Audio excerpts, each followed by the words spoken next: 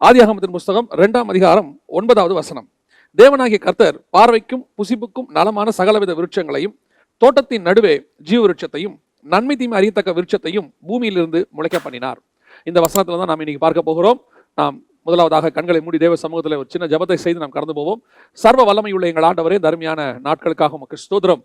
தொடர்ச்சியாக நீங்கள் கொடுத்து கொண்டிருக்கிற உங்களுடைய வேதத்தின் மன்னாவுக்காக உமக்கு நன்றி ஆண்டவரே. இதுல போதிக்கிறவங்க கேட்கறவங்க யாருமே இல்லை ஆண்டவரே. நாங்கள் அத்தனை பேருமே உங்கள்கிட்ட இருந்து வாங்குறவங்க தான்ப்பா ஆண்டவரே. உங்களுடைய வேத வசனம் எங்க அத்தனை பேருக்குமே தேவை ஆண்டவரே. எங்களை நீங்கள் போஷிக்கிற தயவுக்காக உமக்கு ஸ்தோத்திரம். எங்கள் ஆவி ஆத்மா சரீரத்துக்கு தேவையான உடைய வார்த்தைகளை அனுப்புகிறபடினால் உமக்கு நன்றி. இந்த நாளிலும் அப்படிப்பட்டதான ஒரு வார்த்தை நீர் எங்களுக்கு தருகிறதுக்காக உமக்கு ஸ்தோத்திரம். நீர் பேசும், நீர் இடைப்படும். எங்கள் ஆண்டவர் இயேசுவின் நாமத்தில் பிதாவே, ஆமென். ஆதியாகமத்தின் புஸ்தகத்துல 2ஆம் அதிகாரத்துல நம்ம தோட்டத்துக்கு நடுவே 3 விதமான விருட்சங்களை கர்த்தர் உண்டாக்கினார் என்று சொல்லி நாம் ஏற்கனவே பல செய்திகளில் பார்த்திருக்கிறோம். அதுல குறிப்பாக இந்த ஜீவ விருட்சத்தை குறித்து நாம் நிறைய விஷயங்கள் பார்த்திருக்கிறோம், நிறைய செய்திகளை பார்த்திருக்கிறோம்.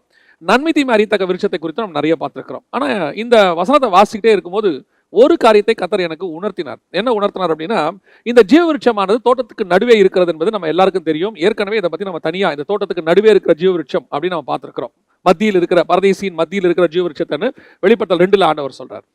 இப்போ இதை வாசிட்டே இருக்கும்போது 3ஆம் அதிகாரத்துக்குள்ள போகும்போது ஸ்திரீயை பார்த்து சர்ப்பம் சொல்லுகிறதான ஒரு வார்த்தை. அதுக்கு ஸ்திரீ சொல்லுகிற அந்த ரிப்ளை பாருங்க. 3வது வசனம்.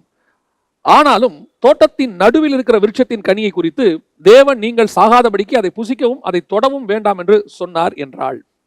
இந்த நன்மை தீமை அறியத்தக்க கனியை பத்தி பேசிக்கிட்டே இருக்கிறோம். நிறைய விஷயங்கள் அதை பத்தி பார்த்துருக்கிறோம். அதுல நம்ம இன்னைக்கு பார்க்க போகிறது இல்லை. ஆனா எதை பார்க்க போறோம் அப்படின்னா, இந்த நன்மை தீமை அறியத்தக்க கனி எங்கே பிளேஸ்மெண்ட் பண்ணப்பட்டிருந்தது நல்லா கவனிச்சு பாருங்க. ரொம்ப முக்கியமா ஒரு இடத்துல இருக்கு, நடுவில் இருக்கிறது. நாம இது வரைக்கும் ஜீவ விருட்சம் நடுவில் இருக்குன்னு பார்த்துட்டே இருக்குமே ஒழிய நன்மை தீமை அறியத்தக்க கனி எங்க இருக்கு அப்படின்னு கேட்டீங்கன்னா, அதுவும் அந்த தோட்டத்திற்கு நடுவில் தான் இருந்திருக்கிறது. இதுதான் ரொம்ப முக்கியமான ஒரு விஷயம். ஆண்டவர் ஏதேனிலே ஒரு தோட்டத்தை உண்டாக்கினார். அங்கே அநேக விருட்சங்களை உண்டாக்கினார். அதற்கு சென்டர் பாயிண்டாக ஆண்டவர் கொண்டு போய் ஜீவ விருட்சத்தை வச்சார்.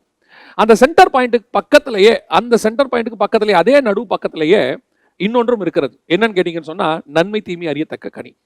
அப்ப அந்த ஜீவ விருட்சத்தை நம்ம பார்க்க வேணும், சாப்பிட வேணும், எல்லாம் நிச்சயம் தான். ஆண்டவர் இங்க தெளிவா சொல்றாரு 2ஆம் அதிகாரத்துல எதெல்லாம் புசிக்கணும், எதை புசிக்க கூடாது அப்படின்னு சொல்லி ஆண்டவர் கட்டளை கொடுக்கிறார். 16வது வசனத்துல 17வது வசனத்துல சொல்றார், சகலவித கனிகளையும் நீ புசிக்கவே புசிக்கலாம். அடுத்த வசனம் 17வது வசனம், நன்மை தீமை அறியத்தக்க கனியை நீ புசிக்க வேண்டாம் அப்படின்னு. இப்போ இந்த கனியை புசிக்க வேணாம் ஆண்டவர் சொன்னாரா அப்படின்னு தான் சர்ப்பம் கேட்குது. அவளும் ஸ்திரீயும் அப்படிதான் சொல்றாங்க. ஆனால் அந்த பழம் எங்கே இருக்கு அப்படிங்கறத ரொம்ப முக்கியம். அந்த அம்மா சொல்ற வார்த்தை அவங்க சொல்றதுனால தான் நமக்கு அது தெரியுது, தோட்டத்தின் நடுவே இருக்கிற. இப்ப என்ன பிரச்சனை அப்படின்னா, இவங்க தோட்டத்தின் நடுவுக்கு வந்துட்டாங்க. அதான் ரொம்ப முக்கியம். ஆதாம் தோட்டத்தின் நடுவுக்கு வந்துட்டார். வந்துதான் இதை புசிச்சிருக்கிறார். அப்போ தோட்டத்தின் நடுவுக்கு வந்து அவங்க அந்த பாதைக்குள்ள வந்துட்டாங்க. ஜீவ விருட்சத்தின் கனியை புசிக்கிற பாதைக்கு அவங்க வந்துட்டாங்க. வந்து ஜீவ விருட்சத்துக்கிட்டையும் வந்துட்டாங்க. இதுவும் நடுவில் இருக்கு, அதுவும் நடுவில் இருக்கு. இப்ப இந்த இடத்துல தான் அவங்களுக்கு ஒரு சின்ன கன்ஃபியூஷன். என்ன கன்ஃபியூஷன்? ஜீவ விருட்சத்தை சாப்பிடலாம், ஒரு சாப்பிடக்கூடிய பழம் அங்க இருக்கு, கர்த்தர் பர்மிஷன் கொடுத்திருக்கிறார். அதே வேளையில பக்கத்துல சாப்பிடக்கூடாத பழமும் ஒன்று இருக்கு. அதை பக்கத்துல தான் ஆண்டவர் வச்சிருக்கிறார், நடுவிலே தான் இருக்கு. இது ரெண்டும் அருகாமையில் தான் வைக்கப்பட்டிருக்கிறது. இது ரெண்டத்தையும் ஆண்டவர் பக்கத்துல பிளேஸ் பண்ணியிருக்கிறார். நிறைய பேர் என்கிட்ட மெயில கேட்கறதான விஷயம் என்னன்னா, ஏன் ஆண்டவர் அவங்க தப்பு செய்வாங்கன்னு தெரிஞ்சு அந்த பழத்தை அங்க வச்சாருன்னு கேட்கறாங்க. எப்பவும் நான் சொல்லுவேன், மனுஷனை கர்த்தர் உண்டாக்கினதுக்கு ஒரு முகாந்திரம் இருக்கிறது. அவனை சும்மா விளையாட்டுக்கெல்லாம் செய்யல. அவனை செஞ்சது எதுக்காகன்னு சொல்லி மல்கியா 2:15 ஆண்டவர் தெளிவா சொல்றார். இந்த மனுஷனை ஆண்டவர் தயார் பண்ணி அவனை கொண்டு போய் ப்ரூஃப் பண்ணி ஆல்டர்னேட்டாக லூசிபருக்கும் அவனுடைய சந்ததிக்கு பதிலாக ஆதாமையும் அவன் சந்ததியும் கொண்டு போய் பரலோகத்துல வைக்கணும். இப்போ அந்த லூசிபருக்கு பதிலாக இவன் நிரூபிக்கணும். லூசிபர் வானத்துக்கு ஏறுவேன், ஆராதனை கூட்டத்துக்கு தலைவனாவேன், அவருக்கு ஈக்குவலா மாறுவேன். அந்த ஆசை ஆதாமுக்கு இல்லைன்றதை அவன் ப்ரூஃப் பண்ணணும். அதனாலதான் தேவர்களை போல இருப்பீர்கள் இவன் சொன்ன போது ஆதாம் விழுந்துட்டார். அவனுக்கு வச்ச டெஸ்ட் அது. அந்த பழத்தினுடைய ஸ்பெஷாலிட்டி அது. அந்த பழத்தை நீங்க சாப்பிடாம இருக்கிறது கீழ்ப்படிதலுக்கான ஒரு அடையாளம், ஒரு எக்ஸாமினேஷன். அதை நீங்க பாஸ் பண்ணாதான் அடுத்த ப்ரமோஷன் பரலோகத்துக்கு போக முடியும். எக்ஸாமே இல்லாம போனீங்கன்னா உங்களுடைய ப்ரமோஷனுக்கு வேல்யூ கிடையாது. இன்னைக்கு அப்படிதான் எல்லாமே இருக்கு பாருங்களேன். அந்த ப்ரமோஷன் ஒன்று இருக்கணும். இயேசு கிறிஸ்துவே நம்மை போல எல்லா விதத்திலும் சோதிக்கப்பட்டு, அதே மாதிரிதான் அந்த சோதனைக்கு யார் உட்படுத்தப்பட்டார்? ஆதாமும் உட்படுத்தப்பட்டார். அது ஒரு எக்ஸாமினேஷன் ஹால் மாதிரி, அது ஒரு டெஸ்ட் மாதிரி. அங்க வச்சு டெஸ்ட் பண்ணி அவர் ஜெயிச்சார்னா மேல போவார், அவ்வளவுதான். அப்ப அந்த நன்மை தீமை அறியத்தக்க கனி எங்க இருக்கு அப்படின்னு சொல்லி நீங்க கேட்டீங்கன்னா, பக்கத்துல இருக்கு. இப்போ இவங்க 2 பேருமே எதுல டிராவல் பண்ணியிருக்காங்க? ஜீவ விருட்சத்தின் பாதைக்கு டிராவல் பண்ணியிருக்காங்க. அவங்க உருவாக்கப்பட்டு தோட்டத்தில் வைக்கப்பட்டு கிழக்கே ஏதேன் தோட்டத்தில் உண்டாக்கப்பட்டு அவங்க நடுவுக்கு வந்துட்டாங்க, சென்டர் பாயிண்ட்டுக்கு வந்து பார்த்தா அங்க 2மே இருக்கு. இந்த 2ம் பார்க்கறதுக்கு எப்படி இருக்கு அப்படின்னு கேட்டீங்கன்னு சொன்னா, இந்த பழம் அதாவது நன்மை தீமை அறியத்தக்கதான விருட்சம் பார்ப்பதற்கு எப்படி இருக்கு? பார்வைக்கு இன்பமும் புசிப்புக்கு ஏற்றதும் புத்தியை தெளிவிக்கிறதும். இதுக்கு பலவிதமான டிஸ்கிரிப்ஷன்ஸ் இருக்கு. ஆனால் ஜீவ விருட்சத்தை பற்றி ஒரு டிஸ்கிரிப்ஷனும் இல்லை, பக்கத்தில் தான் இருக்கு, அதை பற்றி ஒன்றுமே சொல்லப்படவே இல்லை. நான் விசுவாசிக்கிறேன், நான் நம்புகிறேன், ஜீவ விருட்சம் பார்வைக்கு இன்பமாக இருந்திருக்காது. ஏன் இருந்திருக்காது அப்படின்னு கேட்டீங்கன்னு சொன்னா, கானானை பார்க்கும்போது சோதமையும் பார்க்கும்போது சோதம் பயங்கரமா தேவனுடைய தோட்டத்தை போல இருந்தது, எகிப்தை போல இருந்தது. கானான் அப்படி இல்லை. கானான் உள்ளேதான் பாலும் தேன் ஓடுகிற தேசம். இப்போ இவங்க 2 பேரும் வந்துட்டாங்க, 2 பேரும் வந்து நிற்கிறாங்க.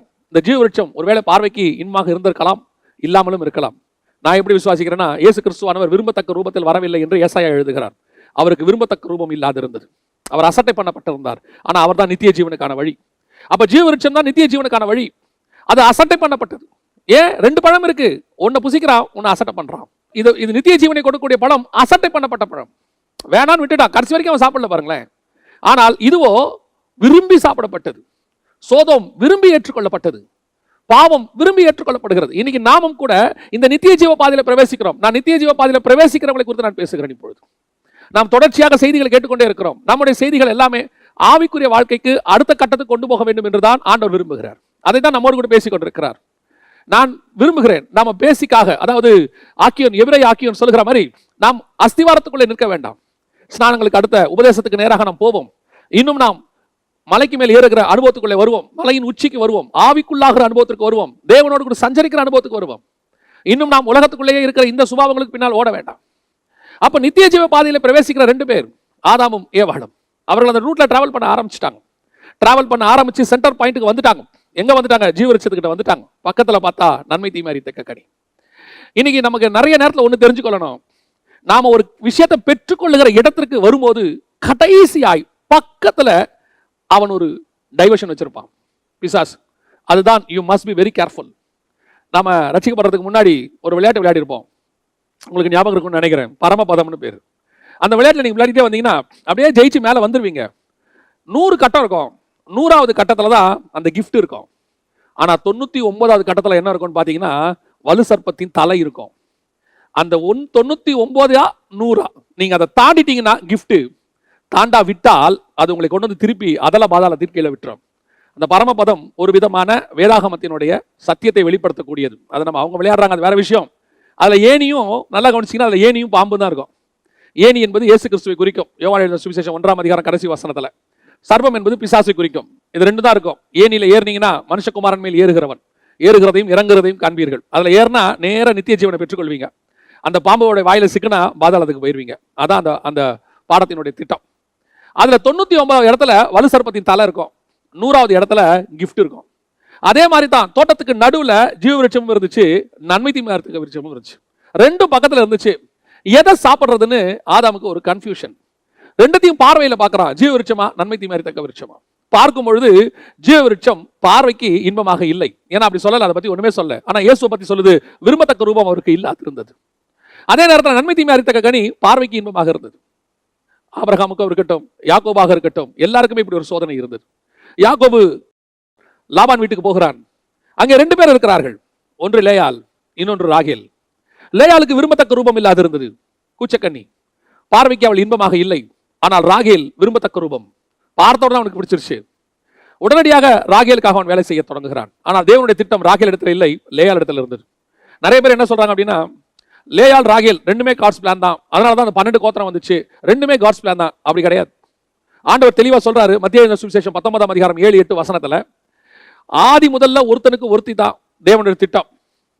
இந்த தேவ திட்டத்தை மோசே உங்கள் இருதயத்தின் கடினத்தின் நிமித்தம் மாத்துகிறார். தள்ளுதற் சீட்டை கொடுத்துட்டு இன்னொன்னு கல்யாணம் பண்ணிக்கலாங்கிற கான்செப்ட் எங்க வருதுன்னா, உங்கள் இருதயத்தின் கடினத்தின் நிமித்தமே மோசே அப்படி சொன்னான். ஆதி முதல் கொண்டு அப்படி இல்லை.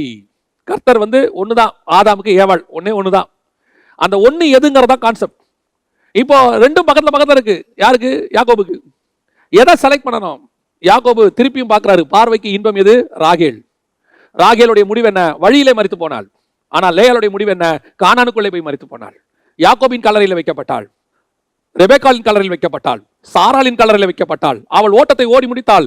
காட்ஸ் பிளான் லேயாள் மேல இருந்தது. இன்னைக்கும் பக்கத்துல 2 இருக்கு. இன்னைக்கு 2 பக்கத்துல இருக்கு. உங்க வாழ்க்கையில, ஆவிக்குரிய வாழ்க்கையில கர்த்தர் நியமிச்சதான ஒரு ஆசீர்வாதமும் அதுக்கு ஆல்டர்னேட்டா பிசாசு வச்சிருக்கிற ஒரு ஆசீர்வாதமும் பக்கத்துல இருக்கும். பெரும்பாலும் பிசாசு வச்சது பார்க்கறதுக்கு பார்வைக்கு இன்பமாகத்தான் இருக்கும். அது அக்செப்டெல்லாம் நமக்கு தெரியும். இது இருந்தா நல்லா இருக்குமே. பிசாசு பயங்கர தந்திரக்காரன். உங்களை இந்த பழத்தை சாப்பிட வேணாம்னு சொல்ல மாட்டான், இந்த பழத்தை சாப்பிட்டு பாருன்னு தான் சொல்லுவான். ஜீவ விருட்சத்தை சாப்பிடாதான் அவன் சொல்லல, நன்மை தீமை அறியத்தக்கனே சாப்பிட்டு பாருன்னு தான் அவன் சொல்றான். இன்னைக்கு பல நேரத்தில் நம்ம இந்த தப்பை செஞ்சுட்டே இருக்கிறோம். வாழ்க்கையில எந்த ஒரு டிசிஷன் எடுக்கும் போதும் நான் தான் சொல்வேன், நம்முடைய வாழ்க்கையோட டிசிஷன் படிப்பு காலத்திலேயே ஆரம்பிச்சிருது. எதை படிக்கலாம்?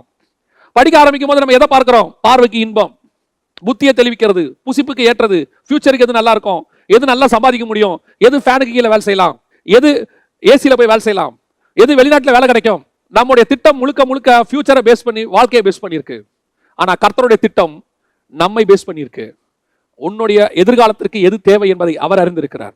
எப்பவுமே ஆண்டவர் எனக்கு சொல்லிக்கிறது ஒண்ணு, நாம எப்பவுமே ஃபார்வர்டா போவோம், ஆண்டவர் எண்ட்ல இருந்து திரும்பி வருவார்.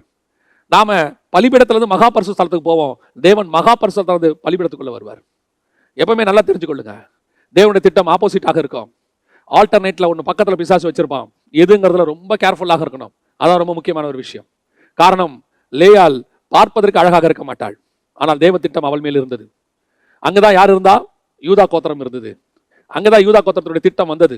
அந்த யூதா கோத்திரத்து சிங்கம் தான் இயேசு கிறிஸ்து. அதோடு கூட நின்று விட்டது இருக்கு. பிள்ளை பேர் அவளுக்கு நின்று விட்டது. 4வது குழந்தை பிறந்துச்சு, பினிஷ். 3வது குழந்தை லேவி, 4வது குழந்தை இயேசு கிறிஸ்து, யூதா கோத்திரம். 3வது குழந்தை ஆசாரியன், 4வது குழந்தை ராஜாக்கள். ஆசாரியனும் ராஜாக்களையும் பெற்றெடுத்து லேயாளுக்கு கர்ப்பம் நின்று விட்டது. அவ்வளவுதான், இதுக்கு மேல வேற ஒண்ணுமே கிடையாது. பினிஷ், ஓவர், முடிஞ்சிருச்சு. ஆனா இப்ப என்னாச்சு? யாக்கோபு இந்த தேவ திட்டத்தோடு கூட பார்வைக்கு இன்பமான ராகேலை உள்ளே சேர்த்த உடனே ராகேல் வந்து கதறா, எனக்கு ஒரு குழந்தை கொடு, எனக்கு ஒரு குழந்தை கொடு. இப்ப அவ தேவ திட்டத்துக்குள்ள இன்னொரு வேலைக்கார திட்டத்தை கொண்டு வந்து சேர்க்கிறாங்க. இந்த வேலைக்கார திட்டம் வந்து சேர்ந்த உடனே என்ன ஆச்சு? தேவனுடைய திட்டத்தை விட்டு வழி விலகி போய் 5வது கோத்திரம் உள்ளே வருகிறது, 6வது கோத்திரம் உள்ள வருது. லேயால் பாக்குறாங்க, தேவ திட்டத்துக்குள்ள வாழ்ந்தவங்க, கர்த்தர் கரெக்டா காட்ஸ் பிளானுக்குள்ள இருந்தவங்க, 4 கோத்திரத்தோட எல்லாம் முடிஞ்சிருச்சு. இந்த 4 கோத்திரத்துக்கு பின்னாடி எவ்வளவு பெரிய அற்புதமான காரியங்கள் இருக்கு தெரியுமா? இந்த 4 கோத்திரம் தான் காட்ஸ் பிளான். அது எப்படிங்க நீங்க சொல்வீங்க? நீங்க 4 கோத்திரத்துக்கு அப்புறம் வந்தது எல்லாத்தையும் எடுத்து பாருங்க, காட்ஸ் பிளான் எப்படி இருந்துச்சு. அதுக்கப்புறம் மாடிஃபிகேஷன் வேற. நான் அதான் எப்பவுமே ஆண்டவர் எனக்கு சொல்லி கொடுத்தது ஒண்ணுதான், காட்ஸ் வில் வேற, காட்ஸ் பர்மிஷன் வேற. தேவனுடைய திட்டம் வேறு, தேவனுடைய அனுமதி வேறு. இப்போ ஆபிரகாமுடைய வாழ்க்கையில பாருங்க, தேவனுடைய திட்டம் சாராள் இடத்துல இருந்தது. பக்கத்திலேயே ஆகாரம் வச்சிருந்தான் அவன். சாராளா ஆகாரா. சாராள் வந்து சொல்றாங்க, என்ன பிளான் சொல்றாங்க? ஆகார இடத்துல போய் சேரும். இப்போ இவன் சொல்லியிருக்கணும், இல்ல சாராள், உன் மூலமா தேவ திட்டம் நிறைவேறும், நான் விசுவாசிக்கிறேன். ஏன்? எனக்கு 15ஆம் அதிகாரத்திலே ஆண்டவர் சொல்லிட்டாரு, சாராள் வானத்து நட்சத்திரம் போல சந்ததியை மாத்துவேன்னு சொல்லிட்டாரு. நீ உன் மூலமா கர்த்தர் கண்டிப்பா கொடுப்பாரு. அவன் நீதிமான், கர்த்தரத்துல போய் ஜெபம் பண்ணா கர்த்தர் உனக்கு வெளிப்படுத்தி இருப்பார். பக்கத்துல ஒரு ஆல்டர்னேட், உன்னை வழிவிலக பண்ணுகிற ஆல்டர்னேட் உன் பக்கத்தில் தான் இருக்கிறது. உன்னை தேவ திட்டத்தை விட்டு பிரிக்கிறவன் உன் பக்கத்தில் தான் இருக்கிறான். உன்னை தேவ திட்டத்தை விட்டு பிரிக்கிறவள் உன் பக்கத்தில் தான் இருக்கிறாள். Nowhere, you must be very careful. ஆனால் தேவ திட்டத்தோடு இருக்கிற தேவன் உனக்கு கொடுத்திருக்கிற தேவன் உன்னுடைய எதிர்காலத்துக்கு தேவையான பிளானை நிறைவேற்றுகிறவர்கள் உன் பார்வைக்கு அழகா இருக்க மாட்டார்கள், உன் இருதயத்துக்கு ஏற்றவர்களா தெரிய மாட்டார்கள். நீ இதை விட ஆல்டர்னேட் நல்லா இருந்தா நினைக்குமே தோணும், நீ பார்க்கறதுக்கு அவங்க தான் பெஸ்ட் மாதிரி உனக்கு தோணும். ஆனால் அது தேவ திட்டம் அல்ல. அநேகருடைய வாழ்க்கையில அப்படித்தான் போச்சு. நிறைய பேர் சொல்வேன், நான் வந்து வெறும் தனிப்பட்ட வாழ்க்கையில மட்டும் சொல்லல, ஊழியத்தின் பாதையிலும் சொல்றேன். கர்த்தர் உனக்கு என்ன ஊழியம் கொடுத்தாரோ அதான் ஊழியம். பிசாசு என்ன செய்வான் தெரியுமா? உங்களை யூ டர்ன் போட வைக்க மாட்டான், பக்கத்துல ஒரு ஆல்டர்னேட் ட்ராக்கை போட்டு கொடுத்துருவான். அந்த ட்ராக் எங்க போகுதுனே தெரியாது. சூரிய செடிக்கு கீழே எலியா இருக்கிறாரு, இப்போ அவர் சாப்பிட்டுட்டாரு, அப்பமும் தண்ணீரும் சாப்பிட்டு முடிச்சாச்சு, இப்போ எழுந்திருச்சு பிரயாணத்தை தொடங்கணும். பிசாசு பண்ண ஒரே சின்ன வேலை என்ன தெரியுமா? பிரயாணத்தை ட்ராக் அப்படி மாற்றி விட்டான், அவ்வளோதான். இவன் போக வேண்டியது தமஸ்கு வனாந்தரம், போனது பெயர் சபா வனாந்தரம். இரவும் பகலும் 40 நாள் ஓடி முடிச்சாச்சு. போய் நிற்கும் போது கர்த்தர் கேட்கிறாரு, எலியாவே உனக்கு இங்க என்ன வேலை? You are the wrong track. ஆண்டவரே எப்ப ட்ராக் மாறேன்? சூரிய செடிக்கு கீழே மாறிட்ட நீ. ஏன்? நீ வந்தது எகிப்துக்கு, போக வேண்டியது சிரியாவுக்கு. இது சவுத்துல இருக்கு, அது நார்த்ல இருக்கு. ட்ராக் எங்க மாறிச்சு? சூரிய செடி கீழே மாறிடுச்சு. ஆண்டவரே தேவ பர்வதம் பார்க்கறதுக்கு அப்படித்தான்ப்பா தெரியும், அங்கதான் எல்லா தீர்க்கதரிசியும் மறைஞ்சிருக்காங்க, பார்க்கறதுக்கு அப்படித்தான்ப்பா தெரியும். எகிப்துக்கு போயிட்டா, இஸ்ரவேலுக்கு வெளியே போயிட்டா இயேசுவேலால ஒண்ணும் பண்ண முடியாது. எஸ், எல்லாம் அப்படிதான் இருக்கும். ஆனால் தேவனுடைய திட்டம் அது அல்ல. தேவன் உனக்கு வச்சிருக்கிற பாதை வேறு. நீ ஒரு சேஃப் சைட் விளையாடணும்னு பாக்குற, உன் ஃபியூச்சர் சேஃபா இருக்கணும்னு நினைக்கிற. கர்த்தர் சொல்றாரு, உன் ஃபியூச்சர் சேஃப் என் கைக்குள்ளதான் இருக்குது, நீ போடுற பிளானுக்குள்ள இல்ல. நீங்க வச்சிருக்கிற எதிர்கால பிளானுக்குள்ள உங்களுடைய சேஃப் சிஸ்டம் இல்ல, கர்த்தருடைய கருத்துக்குள்ள இருக்கு. இன்னைக்கு நாம எதை டிசைட் பண்ணிட்டு இருக்கிறோம்? கண்ணுல பார்த்து ஆராய்ச்சி பண்ணி, இப்படி இருக்குமா அப்படி இருக்குமா, இதை செய்யலாமா. இதை விட இன்னொரு மிக மோசமான ஒரு விஷயம், அப்படி யாருக்கிட்டயாவது போய் கேட்கறது, சாராள்கிட்ட போய் கேட்கறது. சாராள் கூப்பிட்டு சொல்லுவாங்க, ஆகார இடத்துல சேரும். ஓகே, சாராளே சொல்லியாச்சு, என்ன பிரச்சனை? நிறைய பேர் சொல்றாங்க, நான் ஒரு தீர்க்கதரிசிட்ட போய் கேட்டேன், அவரே சொல்லிட்டாரு. சோ அண்ட் சோ தீர்க்கதரிசி சொன்னாரு, மிகப்பெரிய ஊழியக்காரர் சொன்னாரு, அந்த எவாஞ்சலிஸ்ட் சொன்னாரு. தேவன் சொன்னாரா? இல்ல அவர் தேவன் சொன்னாருன்னு தான் சொன்னாரு. உன்னிடத்துல தேவன் சொன்னாரா? தேவனிடத்துல போய் முழங்கால் படியிடுங்கள். தேவன் கிட்ட போய் கேளுங்க, ஆண்டவரே எனக்கு என்ன வச்சிருக்கீங்க, நான் எதை செலக்ட் பண்ணணும். இன்னைக்கு ரெண்டு இருக்கு, நிறைய கன்ஃபியூஷன்ஸ். படிப்புக்கு அடுத்து கல்யாண காரியங்கள் வருது. கல்யாண காரியங்களையும் இதே கன்ஃபியூஷன். எதை செலக்ட் பண்ணலாம்? ஏன் பிஇ படிச்சவர் பிஇ படிச்சது தான் கல்யாணம் பண்ணணுமா? அதான் காட்ஸ் பிளானா? ஏன் படிச்சவங்களுக்கு ஒரு படிக்காதவர் கல்யாணம் பண்ணவே கூடாதா? காட்ஸ் பிளான் அங்கே இருக்கவே இருக்காதா? இல்லை ஒரு நம்ம லைஃப் ஸ்டைலுக்கு, இல்லை அதான் லைஃப் ஸ்டைலுக்கு எல்லாம் கரெக்டாக வரும். லைஃப் ஸ்டைல் கர்த்தர் கையில் இருக்கு. கர்த்தர் என்ன சொல்லுகிறாரோ எல்லாம் பண்ணி முடிச்சு 10 வருஷம் கழிச்சு மெயில் அனுப்புறது, நாங்கள் 2 பேரும் ஆவிக்குரியவர்கள் தான், ஆனாலும் எங்களுக்குள் ஒத்து போக மாட்டேங்கிறது. இங்கே மாறல, 10 வருஷத்துக்கு முன்னாடி மாறிடுச்சு. இப்போ அதை ஒன்றும் சரி பண்ண முடியாது, அவ்வளோதான். ஆண்டவர் உனக்கு மாடிஃபை பண்ணி கொடுத்துருக்கிறார். காரணம் உன்னுடைய விருப்பம், நீங்கள் விரும்பினது. நன்மை தீமை அறியத்தக்க கனியும் ஜீவவிருட்சமும் உங்க பக்கத்துல தான் இருந்துச்சு. நீங்க பாத்தீங்க எது பார்வைக்கு இன்பம். மாப்பிள்ளை வெளிநாட்டில் வேலை செய்யறாரு, மாசம் 2 லட்சம் ரூபா சம்பளம். அங்க போனா பொண்ணு நல்லா இருக்கும், அவர் டாக்டரு, அவர் பெரிய சர்ச்சில் மெம்பரு, அவர் ஒரு மிக முக்கியமான இடத்துல இருக்கிறாரு. இவருக்கு பொண்ணை கல்யாணம் பண்ணி கொடுத்தா பையனை இந்த பாஸ்டருடைய பொண்ணுக்கு கொடுத்துட்டா பையன் நல்லா இருப்பான். நன்மை தீமை அறியத்தக்க கனி ஜீவவிருட்சம் எங்க இருந்துச்சு தெரியுமா? பார்வைக்கு இன்பமா இல்லாம நீ ஏற்றுக்கொள்ள முடியாம உன் பக்கத்திலே ஒரு இடத்துல இருந்துச்சு. உன் பார்வை அந்த ஜீவவிருட்சத்தின் மேல போகவே இல்லை, அது பக்கத்திலே இல்லை. அதனுடைய விளைவு என்ன தெரியுமா? நீங்கள் நன்மை தீமை அறித்த கனி புசித்தீர்கள். பக்கத்துல தான் இருந்துச்சு. யாக்கோபு பக்கத்திலே இந்த ஏயாளை பத்தி அவனுக்கு தெரியவே இல்லை. 4 குழந்தை பிறக்கிற வரைக்கும் அவனுக்கு தெரியவே இல்லை. பாருங்க, அவன் 3 குழந்தை பிறக்கிற வரைக்கும் ஆசைப்படுறான். இப்பொழுது என் கணவன் என்னோட கூட இணைந்திருப்பான். அப்படிதாங்க அந்த ஜீவவிருட்சம். என்ன திருப்பி நீ என்கிட்ட வரமாட்டியா, என்ன சாப்பிட மாட்டியா, காத்திருக்குது அந்த ஜீவவிருட்சம். அசட்டை பண்ணப்பட்டது. பல நேரங்களில் நீங்கள் அசட்டை பண்ணப்பட்டிருக்கலாம். நீ கவலையே படாதீங்க. இல்லைங்க, நான் கொஞ்சம் கருப்பா இருக்கிறேன், நான் கொஞ்சம் அழகு கம்மியா இருக்கிறேன், நான் கொஞ்சம் படிப்பு குறைவா இருக்கிறேன், அநேகரால நான் உதறி தள்ளப்பட்டேன், எங்க வீட்டில் இருக்கிறவங்களே என்ன கொஞ்சம் மதிக்க மாட்டாங்க, நீ எதுக்கு தான் பிறந்தியோன்னுலாம் கேட்பாங்க. நீ ஒரு வேளை அப்படி சொல்லியிருந்தா நீ வேற யாருமே இல்லை, நீ தான் ஜீவவிருட்சம். ஆண்டவர் உனக்குள்ள தான் அந்த ஜீவவிருட்சத்தை வச்சிருக்கிறார். உன் மூலமாக கர்த்தர் அநேகரை நித்திய ஜீவனை உண்டாக்க போகிறார். உனக்குள்ள இருக்கிற இயேசு, அவர் தான் ஜீவவிருட்சம். உன் மூலமாக இயேசு கிறிஸ்துவின் மூலமாக அநேக நித்திய ஜீவனை பெற போகிறார்கள். எத்தனை பேர் பார்வைக்கு இன்பம் இல்லாத வலுக்கட்டாயமா கர்த்தர் சொன்னார்னு திருமணம் பண்ணாங்க. கர்த்தர் சொன்னார்னு திருமணம் பண்ண பிறகு அவங்க அதுக்கப்புறம் 20 வருஷம் கழிச்சு சாட்சி கொடுப்பாங்க, கர்த்தர் எனக்கு ஒரு அருமையான மனைவியை கொடுத்தார், கர்த்தர் எனக்கு ஒரு அருமையான கணவனை கொடுத்தார். காரணம் என்ன தெரியுமா? அது ஜீவவிருட்சம். சில நேரங்கள் அப்படிதாங்க இருக்கும். கர்த்தர் ஒரு சில வேலைகளுக்கு உங்களை போக சொல்றாரா, போங்க. கர்த்தர் சொல்லுவார் போங்க. அது உங்களுக்கு பிடிக்காத இடமா இருக்கும், பிடிக்காத வேலையா இருக்கும். சொன்னது கர்த்தர், போங்க. அதை நீங்க செலக்ட் பண்ணுங்க. அதே நேரத்தில் 2 வந்திருக்கும், இது போனா ஃபியூச்சருக்கு நல்லா இருக்கும், அப்படி இருக்கும், இப்படி இருக்கும்னு. இது ஒண்ணுமே இருக்காது, ஆனா உங்களுடைய லீடிங் இதுல இருக்கும். கர்த்தர் இதுல சொல்லியிருப்பாரு, தைரியமா போங்க. ஜீவவிருட்சத்தை புசித்தவன் ஒரு நாளும் மரிப்பதில்லை, நன்மை தீமை அறிந்த புசித்தவன் ஒரு நாளும் ஜீவனோடு கூட இருப்பதில்லை. நீங்க 2 இருந்துச்சு. கர்த்தர் பார்த்தாரு, நீ நன்மை தீமை அறிந்த கனியை புசித்துட்ட, நான் 2த்தையும் உனக்கு வச்சேன், you are on the wrong track. இனிமேட்டு நீ இங்க இருக்கக்கூடாது, தோட்டத்தை விட்டு வெளியே போ. எனக்கு ரொம்ப ஆச்சரியம் என்னன்னா, நான் இது வரைக்கும் இந்த வேதத்தை படிச்ச போது அந்த நித்திய ஜீவனுக்கு போகிற வழியை கர்த்தர் ஆதாமுக்கு அடைத்தாருன்னு இருக்கு. அப்ப அந்த பாதையில அவன் போவே இல்லை போல அப்படின்னு நினைச்சிட்டேன். ஆனா தொடர்ச்சி அந்த 3ஆம் அதிகாரத்தை வாசிக்கும் போது அவன் அந்த பாதையில் போய் நித்திய ஜீவனுக்கிட்ட போய் ஜீவவிருட்சத்துக்கிட்ட போய் அதற்கு பிறகு அந்த பழத்தை அவன் மாத்தி பக்கத்தில் உள்ள நன்மை தீமை அறிந்த கனியை எடுத்துட்டான். எத்தனையோ பேர் ஆவிக்குரிய வாழ்க்கைக்கு வந்து, நான் சொல்லுவேன், ஆவிக்குரிய வாழ்க்கையில வந்து ஸ்பிரிச்சுவலி வாழ்ந்து, ஏன் பல நேரங்களில் ஊழியத்தின் பாதையில 10 வருஷம் 20 வருஷம் ஓடி கடைசியாய் தேவ சித்தத்தை விட்டு போனவர்கள் எத்தனை பேர். அதான் சொன்ன எலியா மாதிரி ஆட்கள். அவங்களுக்கு ஒரு ஆல்டர்னேட் கர்த்தர் வச்சாரு, அது வேற விஷயம். இப்போ இவனை விரட்டி விட்டா மாதிரி திருப்பி ஓரேப்ல இருந்து விரட்டி விடுறாரு எலியாவை. ஓடு, எங்க போ, தமஸ்குக்கு போ. நீ எங்க வந்த? why you are here. இன்னைக்கு எத்தனையோ பேரை பார்க்கிறோம், ஊழியத்தின் பாதையை விட்டுட்டு அப்படியே ராங் டைரக்ஷன் போயிட்டாங்க.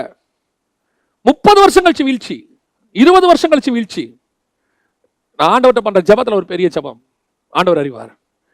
நான் பெரிய ஊழியக்காரன் ஆக வேண்டும் என்பது கனவு கிடையாது, தேவையும் இல்லை. கடைசி வரைக்கும் நல்ல ஊழியக்காரனாக இருந்துட்டு மறிக்க வேண்டும். அதான் ஒருவேளை வருகை வந்தா அதுல பிரவேசிக்கணும்.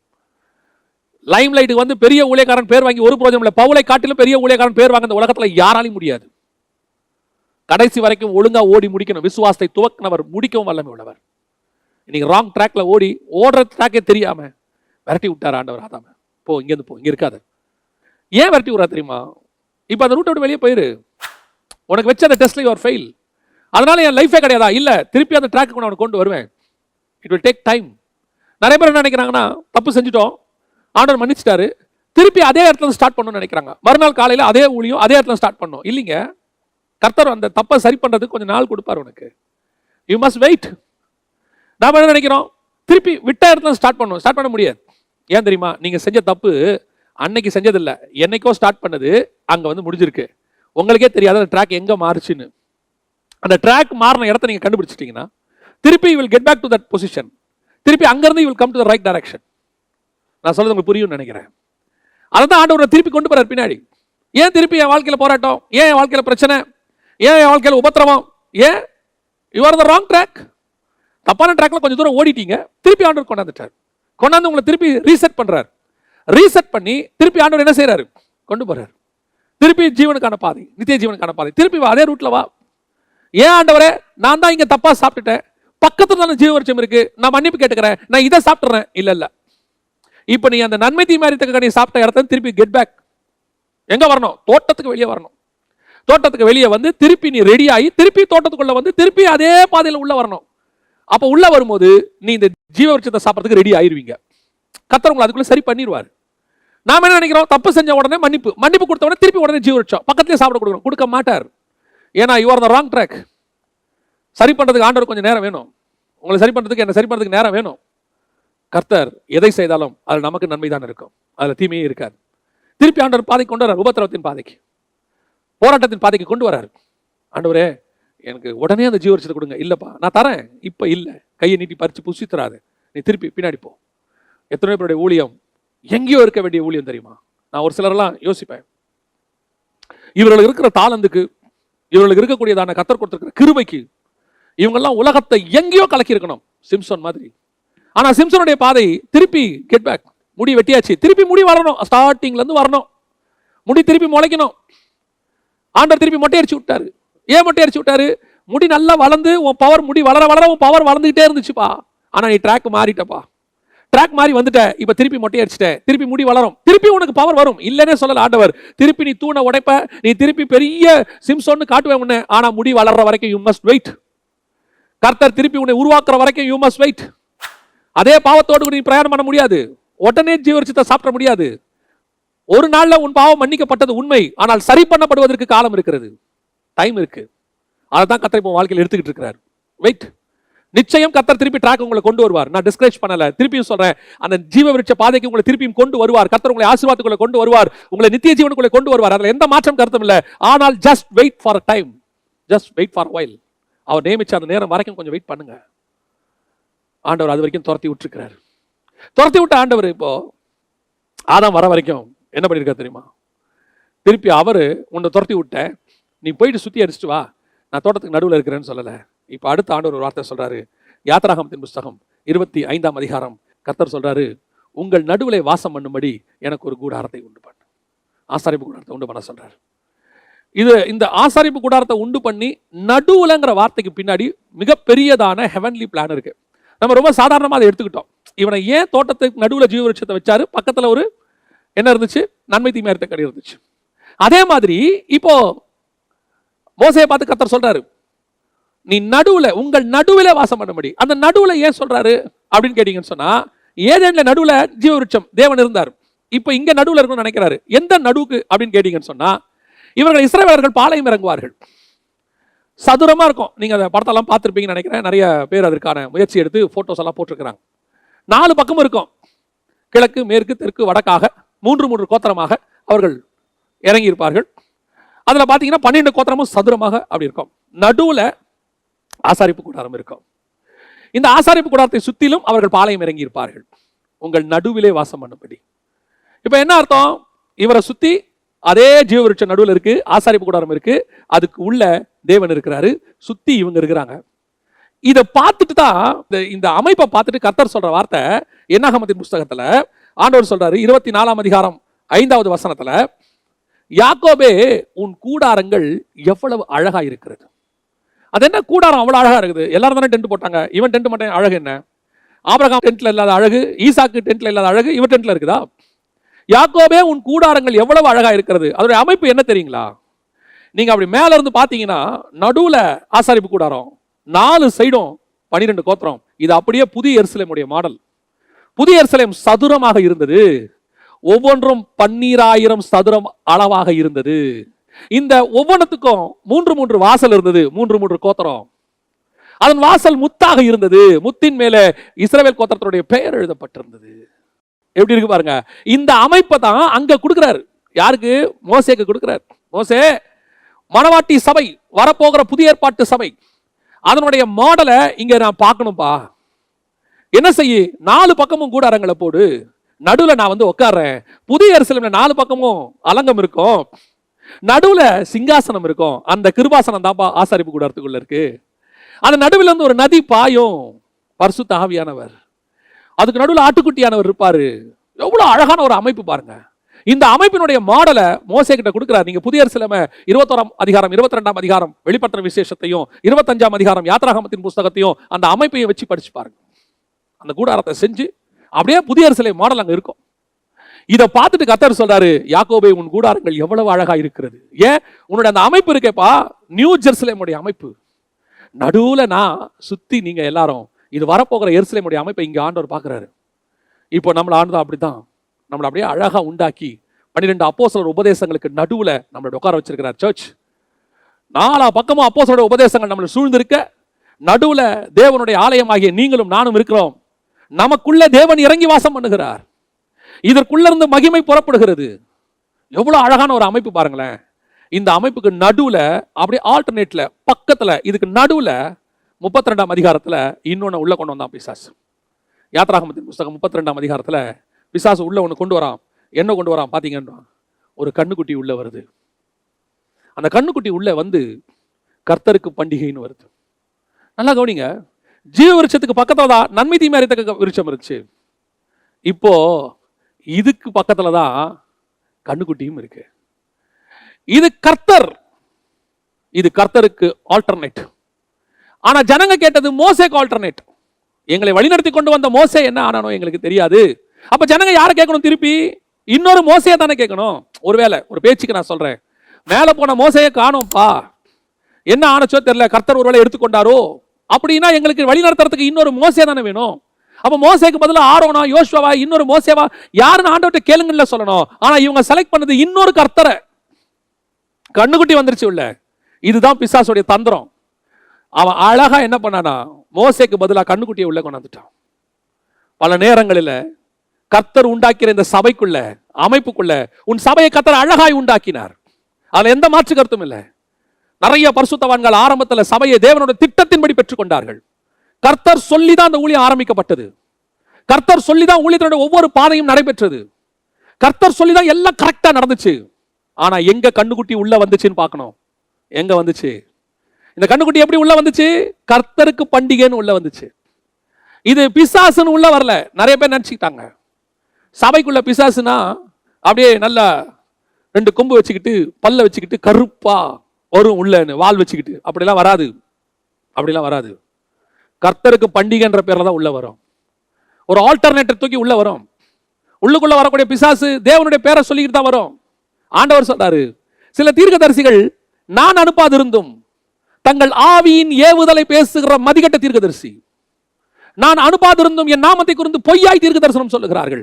சொல்றது இயேசுவின் நாமம், தூக்கிறது பைபிள். ஆனா உள்ளுக்குள்ள பேசிக் கொண்டிருக்கிறது யார் தெரியுமா? கண்ணுக்குட்டி. அதனாலதான் சொல்றாரு, மந்தையை தப்ப விடாத ஓநாய்கள் வரும், அவர்கள் எல்லாரும் ஆட்டுத்தோல் போர்த்திய ஓநாய்கள். கண்ணுக்குட்டி உள்ள வந்துருச்சு பாளையத்துக்குள்ள. அது விரட்டப்பட்டோம் ஒரு காலத்துல. சரி, கர்த்தர் கிருபையா பார்த்தாரு. ஓகே ரைட், நீங்களாம் விரட்டப்பட்டவங்க, உங்களுக்கு திருப்பி ஜீவ விருட்சத்தை பெறத்துக்கு வழி இல்லை, நானே வந்து தரேன், வாங்க நான் வரேன். நான் சொல்ற மாதிரி அமைப்பு மட்டும் கரெக்டா வச்சுக்கோங்க. நான் சொல்ற மாதிரி மாத்திரம் உங்க ஆலயத்தை அமைச்சுக்கொள்ளுங்க. ஆலயம் நான் சொல்ற கட்டடத்தை அல்ல, நம்மை. நான் சொல்ற மாதிரி ஒரு அமைச்சுக்கொள்ளுங்க. உங்கள் நடுவிலே நான் வாசம் பண்ணுவேன். நடுவில் வாசம் பண்றதுல எங்க கண்ணுக்குட்டி வந்துச்சு? ஏன் கண்ணுக்குட்டி வருது தெரியுமா? ஜனங்கள் கேட்டார்கள் என்று ஆரோன் செய்தான். ஆரோன் சொல்ற ஒரு வார்த்தை என்ன தெரியுமா? இது பொல்லாத ஜனம், வணங்கா கழுத்துள்ள ஜனம். இவங்க கேட்டாங்க மோசே, அதனால தான் நான் செஞ்சேன். ஜனங்களுக்காக மோசம் போன ஊழியங்கள் நிறைய இருக்கு. ஊழியம் என்பது கர்த்தருக்காக செய்யப்படுவது, ஜனங்களுக்காக அல்ல. இயேசு கிறிஸ்து ஜனங்களுக்காக தான் மரிக்க வந்தார், ஆனால் செய்தது பிதாவின் சித்தம். இந்த டிஃபரன்ஸை நீங்க புரிஞ்சுக்கணும். We are doing ministry for the people, souls, but will of God. தேவ சித்தத்தோடு தான் இதை செய்யணும். தேவ சித்தம் இல்லாம ஆத்ம பாரம் உங்களுக்கு வரக்கூடாது. தேவ சித்தத்தோடு இருக்கிற ஆத்ம பாரம் வரணும். அதுதான் வீழ்ச்சிக்கு காரணம். ஜனங்களை திருப்திப்படுத்துறதுக்கு நீ ஊழியக்காரன் அல்ல. பவுல் நேரடியா எழுதுறாரு, நான் இன்னும் மனுஷனை பிரியப்படுத்துகிறவனா இருந்தால் தேவனுக்கு ஊழியக்காரன் அல்லவே. மினிஸ்ட்ரி ஜனங்களை சாட்டிஸ்ஃபை பண்றதுக்கு இல்ல. ஒரு மேடையில உட்காந்து ஒரு லைட் மியூசிக்காரங்க பாட்டு பாடும்போது கீழே இருக்கிற ஜனங்க கேட்பாங்க, ஒன்ஸ் மோர் ஐயா ரொம்ப நல்லா பாடுங்க, இன்னொரு தடவை பாடுங்க. அவன் ஜனங்களை திருப்திப்படுத்துவதற்கு அந்த பாடலை திரும்பி பாடுகிறான். ஆனா ஆராதனையில அப்படி பாட முடியாது. பிரதர் உங்க பாட்டு ரொம்ப அருமை, ஒன்ஸ் மோர். நீ ஜனங்களுக்காக திருப்பி பாடினால் நீ தேவனை பிரியப்படுத்துகிறவன். You are not the entertainer. You are not the entertainer. இன்னைக்கு மினிஸ்ட்ரி ஜனங்களை பிரியப்படுத்துகிற மினிஸ்ட்ரி, வர்றவங்களை தக்க வச்சுக் கொள்கிற மினிஸ்ட்ரி. அப்படின்னா கண்ணுக்குட்டி உள்ள வந்துருச்சுன்னு அர்த்தம். ஜனங்களுக்கு ஏத்த மாதிரி மினிஸ்ட்ரி பண்ணக்கூடாது. இந்த ஜனங்களுக்கு என்ன மினிஸ்ட்ரி பண்ணணும்னு பரலோகம் சொல்லும், அதை செய்யணும். ஜனங்களுக்கு ஏத்த மாதிரி வார்த்தை கொடுக்க கூடாது. இவங்களுக்கு என்ன வார்த்தை கொடுக்கணும்னு பரலோகம் சொல்லும், அதை கொடுக்கணும். ஜனங்களோட இருதயத்தை குளிர பண்ற மாதிரி பேசக்கூடாது. ஜனங்களுக்கு இருதயத்தை குத்துற மாதிரி பேச சொன்னா பரலோகம் சொன்னா குத்துற மாதிரி தான் பேசணும். யோசித்து பாருங்க. இப்போ இயேசுவை சிலுவையில் அரைஞ்சிருக்கிறாங்க. அரைஞ்சு முடிஞ்சு 50வது நாள் ஆயிருக்கு, 50th டே. இன்னும் பரபரப்பு ஓயல. எழுந்திருச்சு ஒருத்தன் சொன்னா, நீங்கள் சிலுவையில் அறைந்த இயேசுவை பிதாவாகிய தேவன் உயிரோடு எழுப்பினார். நீங்க தான்டா கொண்டு போட்டீங்க. நேரடியா சொல்றோம். நியாயமா என்ன சொல்லணும்? இயேசு ஒரு குற்றவாளி. அன்னைக்கு 50வது நாள் ஒரு குற்றவாளி. அவங்களுடைய கணக்குப்படி பரிசேயர் சதுசேயர் எல்லாம் இருக்கிறாங்க. அங்க என்ன பண்ணிருக்கணும்? மரித்து போன இயேசு இருக்கிறாரே அப்படிதான் பேசியிருக்கணும். சிலுவையில் ஒரு இயேசு அறையப்பட்டாரே, அவரை நீங்க தெரியாம அரைஞ்சிட்டீங்க. ஆக்சுவலா அவர் தான் இயேசு கிறிஸ்து, அவர் தான் பேசி அப்படி சொல்லியிருக்கலாம். அவன் சொன்னா, நீங்கள் சிலுவையில் அறைந்த இயேசுவை. அப்ப இப்படி சொன்னா என்னங்க ஆகும்? திருப்பி அடிப்பானே? அடிக்க மாட்டான். இருதயத்தில் குத்தம் வரும். காரணம், அப்படி பேச சொன்னது பரிசுத்த ஆவியானவர். இன்னைக்கு ஜனங்க இப்படி ஆயிடுவாங்களே, ஜனங்க இப்படி பண்ணிடுவாங்களே. ஞானமா பேசணும், அதுல எந்த மாற்று கருத்தும் இல்லை. தேவ ஞானத்தோடு கூட பேசணும். அதான் சொல்றேன், பரிசுத்த ஆவியானவர் சொல்லி நீங்க பேசுனீங்கன்னா அதுல ஞானம் விளங்கும். என்ன பேசணுங்கிறத ஜனங்களுக்காக நீங்க தீர்மானிக்காதீங்க. என்ன பேசணுங்கிறத தேவன் தீர்மானிப்பார், அதை பேசுங்க. எங்க மினிஸ்ட்ரி பண்ணணுங்கிறத நீங்க தீர்மானம் பண்ணாதீங்க. எங்க மினிஸ்ட்ரி நீங்க பண்ணணுங்கிறத பரலோகம் தீர்மானம் பண்ணும். அது யாக்கோபின் கிணறு கிட்ட போய் ஒரு அம்மாவை சந்திக்க வேண்டி இருக்குதா? இல்ல மலையில் மேல ஏறி 5000 பேரை பார்க்க வேண்டியிருக்கா? அல்லது கடலுக்கு அந்த பக்கத்துல போய் ஒரே ஒரு பிசாசு பிடிச்சவனை பார்க்க வேண்டியிருக்கா? இடத்தை பரலோகம் தீர்மானம் பண்ணும். அங்க போங்க. அதான் இயேசு சொன்னார், என் பிதாவின் சித்தத்தை செய்வதே என் போஜனம். இன்னைக்கு we are doing the ministry for the people, so satisfy the people. மக்களை திருப்திப்படுத்துறதுக்கு விசுவாசி ஒரு காரியத்தை சபைக்குள்ள கொண்டு வராங்க, அதை தடுத்து கேட்கக்கூடிய அதிகாரம் கூட ஒரு மெய்ப்பனுக்கு இல்லைன்னு சொன்னா என்ன மினிஸ்ட்ரி நம்ம பண்ண முடியும்? ஒரு சபையில கொண்டு வந்து அந்த போதகருக்கு பிரியம் இல்லாத ஒரு சிலுவையை கொண்டு வந்து ஜனங்க வைக்கிறாங்க புல்பீட்டில். அந்த போதகர்கிட்ட நான் கேட்கிறேன், என்ன இப்படி ஒரு பெரிய சிலுவை இருக்குது? அவர் சொல்றாரு, ஜனங்க கொண்டு வந்து வச்சுட்டாங்க, இதை இப்ப நான் எடுன்னு சொன்னா பெரிய பிரச்சனையாயிரும், அவங்க என்னையே மாத்திருவாங்க. நான் சொன்னேன், உங்கள் அத்தாரிட்டி எங்கே? கர்த்தர் உங்களுக்கு கொடுத்த அதிகாரம் எங்கே? இந்த தேவனுடைய ஆலயத்தில் நீங்கள் ஆசாரியனாக இருக்கிறீர்கள், பிரதான ஆசாரியனாக இருக்கிறீர்கள், மேய்ப்பனாக இருக்கிறீர்கள். அவர்களை மேய்க்கிறதுக்கு தான் கர்த்தர் உங்களை வைத்திருக்கிறார் ஒழிய உங்களை மேய்ப்பதற்கு அவர்களை வைக்கவில்லை. இன்னைக்கு அதான் நடந்துகிட்டு இருக்குது. கண்ணுக்குட்டி உள்ள வந்துருச்சு. ஜனங்கள் ஆரோனை நடத்துகிறார்கள். நன்றாய் ஜனங்கள் தெரிந்து கொள்ளுங்கள், கர்த்தர் ஆரோனை நடத்துற அதிகாரத்தை உங்கள் கையிலே கொடுக்கவில்லை. ஆரோன்கள் தான் உங்களை நடத்த வேண்டும். இன்னைக்கு அதான் நடந்துட்டு இருக்குது. நம்ம நினைக்கிற மாதிரி தான் சபை நடக்கணும். நம்ம சொல்றத பாஸ்டர் கேட்கணும், நம்ம சொல்றத ஊழியக்காரன் கேட்கணும். கொஞ்சம் ஆஃபரிங் நிறைய கொடுத்துட்டா உடனே ஒரு பெருமை வருது. நம்ம சொல்றத அந்த ஊழியக்காரர் கேட்கணும், நம்ம சொல்றத பாஸ்டர் கேட்கணும். இவ்வளவு ஆஃபரிங் கொடுக்கணும், நம்ம பேச்சுக்கு ஒரு கேட்க மாட்டார். கேட்க முடியாது, கேட்க முடியாது. ஆஃபரிங் நீங்க கொடுக்கிறது எனக்கு அல்ல, ஆஃபரிங் கொடுக்கிறது ஊழியக்காரனுக்கு அல்ல. நீங்கள் ஆஃபரிங் கொடுப்பது கர்த்தருக்கு. அப்படி நினைச்சு கொடுங்க. சில ஊழியக்காரங்களுக்குலாம் ஆஃபரிங்க கொடுத்துட்டு கண்ட்ரோல்ல வச்சிருக்கிற பணக்காரங்களை நான் பார்த்துருக்கிறேன். ஃபோன் பண்ணி கூப்பிடுவாங்க, தம்பி கொஞ்சம் உடனே புறப்பட்டு வாப்பா. என்ன அங்கிள்? உடனே வா, நம்ம வீட்டுக்கு 2 பேர் வந்திருக்காங்க, உன்னை பார்க்கணும், உடனே வா. ஊழியக்காரங்கிட்ட அப்படி பேசக்கூடாது. பிரதர் நீங்க ஃப்ரீயா இருக்கீங்களா? உங்களை நீங்க பார்க்க முடியுமா? இது பெருமைக்காக சொல்லல. அவன் நம்ம கண்ட்ரோல் இல்ல, அவன் தேவனுடைய கண்ட்ரோல்ல இருக்கிறான். இன்னைக்கு நிறைய பேருக்கு அதான். கொஞ்சம் அதிகமா கொடுத்தோம்னா நம்ம போதகரை கைக்குள்ள வச்சுக்கலாம். இவ்வளவு கொடுக்குறோம், நமக்கு ஒரு மரியாதை இல்லை. எல்லாருக்கும் கொடுக்குற மரியாதை உங்களுக்கும் கொடுக்க முடியும். என்ன ஸ்பெஷல் மரியாதை கொடுக்க முடியும்? எப்போ ஆரோன் மக்கள் கண்ட்ரோலுக்கு போறானோ சபைக்குள்ள கண்ணுக்குட்டி வந்துரும். எப்போ ஊழியக்காரன் கமிட்டி கண்ட்ரோலுக்கு போறானோ அன்னைக்கு கண்ணுக்குட்டி உள்ள வந்துரும். எப்போ ஊழியக்காரனை மூப்பர்கள் நடத்துகிறாங்களோ கண்ணுக்குட்டி உள்ள வந்துரும். ஊழியக்காரன் சபையை நடத்தணும், ஊழியக்காரனை தேவன் நடத்தணும். இல்லைன்னா என்ன ஆகும் தெரியுமா? நீங்க நினைச்சுக்கிட்டு இருப்பீங்க, ஓ ஜாலியா இருக்கு சபை, ஆட்டத்தோடு பாட்டத்தோடு கொண்டாட்டத்தோடு கூட அவர்கள் புசிக்கவும் குடிக்கவும் உட்கார்ந்து விளையாடவும் எழுந்தார்கள். சபைக்குள்ள என்ன வரும் தெரியுமா? களியாட்டம் வரும், டான்ஸ் வரும், ஆட்டம் வரும், பாட்டம் வரும், நல்லா உட்கார்ந்து எல்லாம் பார்பிக்யூ போட்டு திங்க தோணும், ஃபயர் கேம்ப் வரும். உள்ள ஸ்பிரிச்சுவாலிட்டி இருக்காது. காரணம் என்ன தெரியுமா? கர்த்தர் வெளியே போயிட்டார். யாத்ராகமத்தின் புஸ்தகம் 33ஆம் அதிகாரம் 7வது வசனம் சொல்லுது, அந்த கூடாரத்தை பெயர்த்து பாளையத்திற்கு புறம்பே போட்டான், தூரத்திலே போட்டான். காரணம் என்ன? காரணம் என்ன? உள்ள கண்ணுக்குட்டி வந்துருச்சு. நித்திய ஜீவன் இருந்த இடத்துக்கு நன்மை தீமை அறியத்தக்க கனி வந்துருச்சு. ஜனங்க திருப்பியும் இதைத்தான் புசிச்சாங்க. முதல் தடவை கர்த்தர் ஏதேனை விட்டு விரட்டி விட்டாரு. 2வது தடவை அவர் வெளியே போயிட்டார். சி, இவனுக்கு நடுவில் வாசம் பண்றதை விட நான் புறம்பே இருக்கிறது நலமாயிருக்கும், நான் இவர்களை விட்டு தூரமாக இருக்கிறது நலமாயிருக்கும். உன் சபையை விட்டு புறம்பே தூரத்துல கர்த்தர் போயிட்டார்.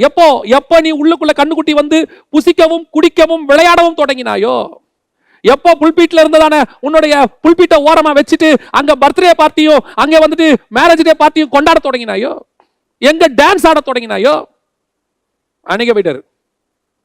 அன்னைக்கு அவர் புறட்டு தூரமா போயிட்டாரு. சபைக்குள்ள இல்ல, அவரு ஊழியத்துக்குள்ளே அவர் இல்ல. காரணம் என்ன? ஒன்று கர்த்தர் இல்ல களியாட்டம். கர்த்தர் தெய்வமானால் கர்த்தர் இடத்துல வாங்கள், பாகால் தெய்வமானால் பாகால் இடத்துல போங்கள். ரெண்டுத்துக்கும் அங்க வேலை கிடையாது. ஜீவ விருட்சமோ நன்மை தீமையோ ஏதாவது ஒண்ணுதான் சாப்பிடணும். அதையும் சாப்பிட்டு இதையும் சாப்பிட கை நீட்டன்னு வச்சுக்கோங்க, கர்த்தர் விரட்டி விட்டுருவாரு. ஒரு தடவை தான் விரட்டி விடுவாரு, 2வது தடவை அவரு போயிடுவாரு. நீ எக்கேட கெட்டு போன அர்த்தம். இன்னைக்கு நிறைய சபையில கர்த்தர் இல்ல, நிறைய ஊழியங்கள்ல கர்த்தர் இல்ல, நிறைய விசுவாசிக்குள்ள கர்த்தர் இல்ல. அவர் தூர போயிட்டாரு. காரணம் உள்ள களியாட்டம். உள்ளுக்குள்ள களியாட்டத்துக்கு இடம் இல்ல. வாலிப பசங்களை ஆட விட்டு பார்க்கறதுக்கு இடம் இல்ல. பாஸ்டர் மனைவியும் டான்ஸ் ஆடிக்கிட்டு கீழே இருக்கிறவங்க கை தட்டுறதுக்கு அது இடம் இல்ல. அது கர்த்தர் ஜைஜாண்டிக்கான காட் இறங்குற இடம். நான் இடத்தை சொல்ல, அந்த இடத்தை விக்கிரகமா மாத்தல. நீங்க தான் சொல்றீங்க இது புல்பிட்டு, இது கர்த்தர் இறங்குற இடம், இங்க கர்த்தருடைய மகிமை இருக்குன்னு ஒரு நேரத்தில் நீங்களே தான் சொல்றீங்க. மெசேஜ் கொடுக்கும்போது என்ன சொல்றீங்க? இது பரிசுத்த ஸ்தலம், இங்கிருந்து தேவன் பேசுகிறார். அப்போ பரிசுத்த ஸ்தலத்துல தேவனும் பேசுவாரு. அதுக்கப்புறம் கொஞ்ச நேரம் கழிச்சு அங்கிருந்து சினிமா பாட்டுக்கு டான்ஸ் ஆடுவாரா? நீங்க தானே சொன்னீங்க அந்த இடம் பரிசுத்த ஸ்தலம்னு. நீங்கள் தானே அதை பிரதிஷ்டை பண்ணுகிறீர்கள். அப்படி அதே இடத்தை நீங்கள் எப்படி கல்லர் கொகையாக மாத்துகிறீர்கள்? அந்த இடத்துல ஜீவ விருட்சம் நீங்க தானே சொன்னீங்க. இப்ப அதே இடத்துல நன்மை தீமை அறியத்தக்க கனி நீங்களே சாப்பிட்டா எப்படி? உங்களை விட்டு தூரம் போயிட்டார் கர்த்தர். கூடாரம் போயிடுச்சு. கர்த்தர் பார்த்தாரு, இதுக்கு மேல இவனுக்கு மத்தியில வாசம் பண்ணி பிரயோஜனம் இல்லை. No need to stay with them. அப்படி போன ஆண்டவர் கடைசியாய் ஒரு தடவை உள்ளே வந்தார். ரத்தமும் மாம்சமாய் இஸ்ரவேல் தேசத்துக்குள்ளே உள்ளே நுழைகிறார். உள்ளே நுழைந்த ஆண்டவர் அவங்க மத்தியில பேசுறாரு. இப்ப அந்த ஜீவ விருட்சம் திருப்பி கிருபையும் இரக்கமும் நிறைந்தவராய் உள்ளே வருகிறார். உள்ளே வந்து திருப்பி அவங்ககிட்ட, சரிப்பா, கிட்டத்தட்ட 2000 வருஷமா நான் உங்களை விட்டு தூரம் ஆயிட்டேன். ஏதோ ஆலயம் கட்டினீங்க, உள்ளே வந்தேன், திருப்பி என்னை வெளியே அனுப்பிச்சு விட்டீங்க. அதுக்கப்புறம் ஒரு 400 வருஷம் உங்களுக்கும் எனக்கும் எந்த சம்பந்தமும் இல்லை. 430வது வருஷம் இயேசு கிறிஸ்து ஞானஸ்நானம் எடுத்து கரை ஏறி உள்ளுக்குள்ளே நுழைகிறார். ஜீவ விருட்சம் திருப்பி உள்ளே வருது. நித்திய ஜீவன் திருப்பி உள்ளே வருது. இப்போ அவருடைய நோக்கம் என்ன தெரியுமா? அன்னைக்கு இந்த பாளையத்துக்குள்ள நீங்க ஒரு அருவருப்பை கொண்டாந்தீங்க, அதுக்கப்புறம் அதிகமாக கொண்டாந்துட்டீங்க. நான் தேசத்தை கூட்டிட்டு போனேன், அங்க சமாரியர்களை கொண்டாந்தீங்க, பாபிலோனியர்கள் கொண்டாந்தீங்க, மோவாபியர்கள் கொண்டாந்தீங்க, சாலமோன் காலத்துல உச்சமா எகிப்தியர்கள் கொண்டாந்தீங்க. அதுக்கு அடுத்து மனாசே காலத்துல அவனை மாதிரி ஒரு மோசமான விக்கிரகாராதனை பண்ணவே முடியாதுன்ற அளவுக்கு எல்லாத்தையும் கொண்டாந்து என்னுடைய தேசத்துக்குள்ள என்ன வர விடாமையே நீங்க பண்ணிட்டீங்க. அந்த ஜீவ விருட்சம் உள்ளேயே வரல. கடைசியா எல்லாம் போய் 400 வருஷம் கழிச்சு அந்த ஜீவ விருட்சம் உள்ளே வருது. நித்திய ஜீவன் உள்ளே வருது. சரிப்பா, இப்ப நான் உள்ளே வரேன்.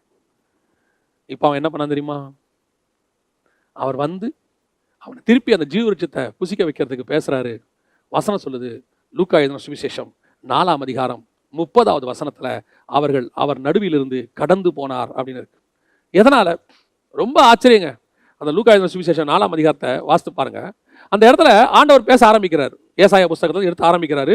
அவர் பேசுறதை பார்த்துட்டு அவன் என்ன சொல்றானா, 4ஆம் அதிகாரம் 22ஆம் வசனத்துல, எல்லாரும் அவருக்கு நற்சாட்சி கொடுத்து அவருடைய வாயிலிருந்து புறப்பட்ட கிருபையுள்ள வார்த்தைகளை குறித்து ஆச்சரியப்பட்டு, கிருபையுள்ள வார்த்தைகள், இந்த வசனத்தை நான் படிச்சுட்டே இருக்கும்போது எப்படி ஒரு அன்பா கிருபையா கர்த்தர் பேசியிருப்பார் பாருங்களேன். கிருபையுள்ள வார்த்தைகள். அப்ப நான் இதை பேசிட்டே இருக்கும்போது, படிச்சுட்டே இருக்கும்போது ஆண்டவர்கிட்ட ஒரு நாள், ஆண்டவரே நீங்க இந்த கிருபையுள்ள வார்த்தைகளை பேசி இருக்கிறீங்கப்பா, நாங்க மட்டும் ஏன் இப்படி கடினமா பேசணும்? நாங்களும் அந்த கிருபையுள்ள வார்த்தைகளை, நிறைய ஊழியக்காரங்க அப்படிதான் பேசுறாங்க, நாங்களும் அப்படி பேசணும் அப்படின்னு சொன்னபோது ஆவியானவர் சொன்னார், தொடர்ந்து படி அப்படின்னார். தொடர்ந்து இயேசு அடுத்த வார்த்தையில் அவர்களை நோக்கி, யாரு? அவருடைய பிரசங்கத்தை பத்தி ஆச்சரியப்பட்டு, அழகா என்ன அழகா பேசுறாருப்பா அப்படின்னு சொன்ன ஜனங்களை நோக்கி, வைத்தியனே அப்படின்னு ஆரம்பிக்கிறார். இப்ப அவங்கள சரி பண்ண ஆரம்பிக்கிறார். இப்ப சரி பண்ண ஆரம்பிச்ச உடனே வசனம் சொல்லுது, 29 வசனம், எழுந்திருந்து அவரை ஊருக்கு புறம்பே தள்ளி தங்கள் ஊர் கட்டப்பட்டிருந்த செங்குத்தான மலையின் சிகரத்திலிருந்து அவரை தலைகீழாக தள்ளி விடும்படி அவ்விடத்திற்கு கொண்டு போனார்கள். சத்தியத்தை பேசினா இதுதான் நடக்கும். ரொம்ப ஆச்சரியம். ரொம்ப அன்பா பேசினா கூட உட்காந்துருப்பான், சத்தியத்தை பேசினா கீழே தள்ளிடுவான். இயேசு கிறிஸ்து சத்தியத்தை பேச தொடங்குறாரு. இப்ப சத்தியத்தை பேச தொடங்கின உடனே மலையின் உச்சிக்கு கூட்டிட்டு போய் தலைகீழ சொல்றான். தள்ள பார்த்துட்டான், தள்ளிக்கிட்டு போறான். எனக்கு ரொம்ப ஆச்சரியம். இதை படிக்கும் போது எனக்கு ஆவியானவர் உணர்த்துறதுன்னா, சாகவே முடியாத தேவனை சாவடிக்க ட்ரை பண்றான் பாருங்க. சாவே இல்லாத தேவன் அவர், நித்திய ஜீவனை கொடுக்கிற தேவன் அவர், ஜீவ விருட்சத்துக்கே சாவு கொடுக்கிறான். நன்மை தீமை அறியத்தக்க சாப்பிட்டுட்டு இவன் மரணத்தோட இருக்கிறான். மரணத்தோட இருக்கிற இவன் மரணத்தை ஜெயிக்க வந்த தேவனுக்கு மரணத்தை கொடுக்க பார்க்கிறான். எப்படி? அதை வாசிக்கும் போது ஆண்டவர் சொல்றாரு, மரணத்தை ஜெயிக்க வந்த எனக்கே அவன் மரணத்தை கொடுக்க பார்த்தானாம் பிசாசு.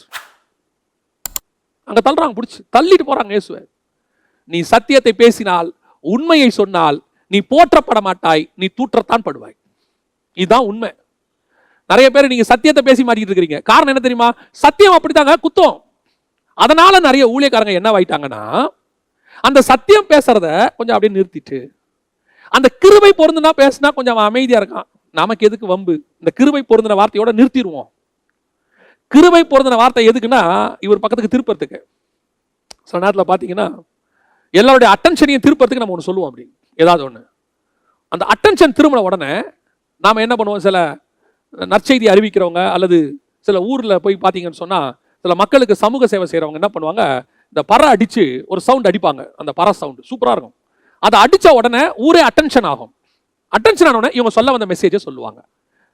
அதுதான். அதே மாதிரி இவர் கிருபை பொருந்தினதுங்கிறதுனா அட்டென்ஷனுக்கு திருப்புறது. பிரியமானவர்களே, அவரே ஆண்டவரே சொல்றாரு, நான் வனாந்தரத்திலே உன்னை நயம் காட்டி அழைத்தேன். அது கரெக்ட். பிரியமானவர்களே கூப்பிட வேண்டியது கரெக்ட். ஆனா உட்கார வச்சு அவனை ஆப்ரேட் பண்ணி தான் அனுப்பணும், சரி பண்ணி அனுப்பணும். அப்படி சத்தியத்தை சொல்லாம வெறும் நீங்க அன்பா பேசி அனுப்புனா அவன் திருப்பி திருப்பி வருவான், ஆனா சரியாக மாட்டான். சில டாக்டர்ஸ்ட்ட நீங்க போனீங்கன்னு சொன்னா ரொம்ப கேரிங்கா பேசுவாங்க. உண்மை அப்படித்தான் பேசணும். கேரிங்கா பேசிட்டு, ஊசி குத்துனா உங்களுக்கு வலிக்கும் பாருங்களேன், மாத்திரை போட்டீங்கன்னா கசப்பா இருக்கும் பாருங்களேன், அது உங்க வயிற்றுக்கு கசப்பா இருக்கும். நீங்க டெய்லி 1/2 hour வாங்க, நான் உங்களுக்கு அன்பா பேசுறேன், உங்க வியாதி சுகமாகணும். ஆகுமா? அன்பாவும் பேசணும், ஆப்ரேஷனும் பண்ணணும். வெறும் அன்பாய் பேசி ஆப்ரேஷன் பண்ணாவிட்டால் பேஷண்ட் செத்துருவான். ஒருவேளை சில டாக்டர் ரொம்ப ஸ்ட்ரிக்டா இருப்பாங்க, போனால் பேசக்கூட மாட்டாங்க. என்ன நாளைக்கு கால ஆப்ரேஷன்பா. இவன் என்ன நினச்சி வந்துருமா, அந்த நம்மகிட்ட அன்பா பேசினா என்ன, பேசாட்டி என்ன, வேலை ஒழுங்காக நடந்தால் சரி, பேஷண்ட் காப்பாற்றப்பட்டா சரி. அந்த மாதிரி ஆட்கள் கொஞ்சம் பேர் இருக்கிறாங்க. அதான் யோவான் ஸ்நானகன், எலியா, இவங்களாம் அந்த மாதிரி குரூப்பு. உட்காந்து இவங்ககிட்ட நீங்கள் அன்பாலாம் பேசவே முடியாது. ஏதாவது அன்பா பேசினா 2வது வார்த்தை கேட்பாங்க, என்ன விஷயம், எதுக்கு வந்தீங்க? சில ஊழியர்களை நான் பார்த்துருக்கிறேன், சில பரிசுத்தவான்களை பார்த்துருக்கிறேன். அவங்க ரூமில் போய் உட்காந்து நீங்கள் தேவையில்லாமலாம் பேசவே முடியாது. அந்த ரூமில் போய் உட்காந்துக்கிட்டு, என்ன பாஸ்டர் நல்லா இருக்கீங்களா, சாப்பிட்டீங்களா, அடுத்த வார்த்தை கேட்பாங்க, என்ன விஷயமா வந்தீங்க? இல்லை சும்மா தான், சரி ஜோம் பண்ணுவோம் அப்படின்ட்டுருவாங்க. ஏன்? உங்ககிட்ட சும்மா பேசுறதுக்கு என்ன இருக்கு? இல்லைங்க, மனுஷனா அப்படித்தான், அது மனுஷனா அப்படித்தான், தேவ மனுஷன் வேற. ஏசுனார்ட்ட நீங்க போய் உட்காந்து சும்மா பேசிட்டு இருப்பீங்களா?